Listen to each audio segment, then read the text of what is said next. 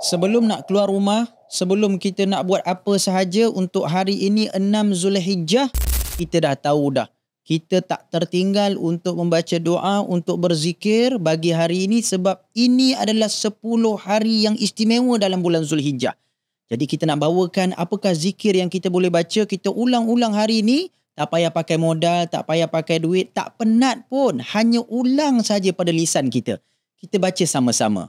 Untuk 6 Zulhijjah, zikir yang kita nak ulang banyak kali adalah La ilaha illa anta subhanaka inni kuntu minaz zalimin. Ulang banyak kali. La ilaha illa anta subhanaka inni kuntu minaz zalimin. La ilaha illa anta subhanaka inni kuntu minaz zalimin.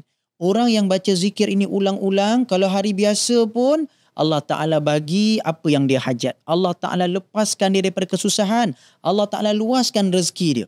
Bayangkan kita ulang zikir Nabi Yunus ini, La ilaha illa anta subhanaka inni kuntu minaz zalimin.